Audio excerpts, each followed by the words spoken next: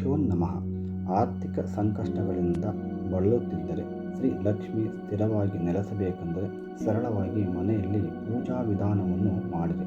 ಮೊದಲು ಒಂದು ಶುಭ ದಿನ, ಚಂದ್ರಬಲ ಅಥವಾ ತಾರಾಬಲ ಇದ್ದ ದಿನ ಅಥವಾ ಶುಕ್ಲ ಪಕ್ಷದ ಶುಕ್ರವಾರ ಅಥವಾ ಹುಣ್ಣಿಮೆಯ ದಿನದಂದು ಪ್ರಾರಂಭ ಮಾಡಬೇಕಾಗುತ್ತದೆ.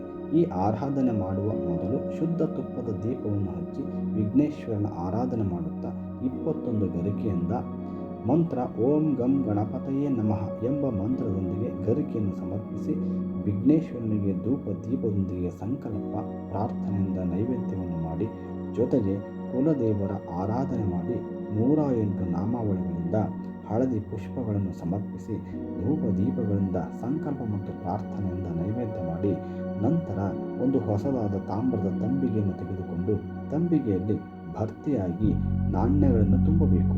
ಸಂಪೂರ್ಣವಾಗಿ ತುಂಬಿ ತುಳುಕುವಂತಿರಬೇಕು.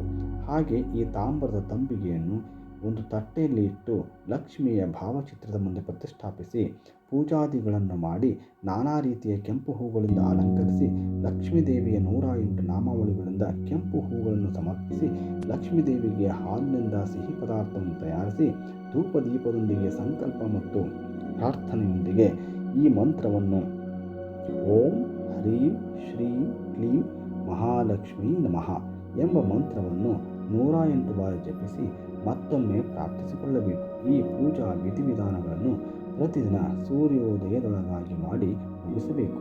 ಹೀಗೆ ನಂಬಿಕೆಯಿಂದ, ವಿಶ್ವಾಸದಿಂದ, ಭಕ್ತಿಯಿಂದ, ಶ್ರದ್ಧೆಯಿಂದ ಮಾಡಿದರೆ ಲಕ್ಷ್ಮಿಯ ಕೃಪೆಯಾಗಿ ಮನೆಯಲ್ಲಿ ಸದಾ ನೆಲೆಸಿ ಧನಧಾನ್ಯ ಕನಕ ವೃದ್ಧಿಯಾಗುತ್ತದೆ. ಲಕ್ಷ್ಮಿ ಕಟಾಕ್ಷದಿಂದ ಎಲ್ಲ ಕಾರ್ಯಗಳಲ್ಲಿ ಜಯ ಉಂಟಾಗುತ್ತದೆ. ಸರ್ವೇ ಜನ ಸುಖಿನೋ ಭವಂತು.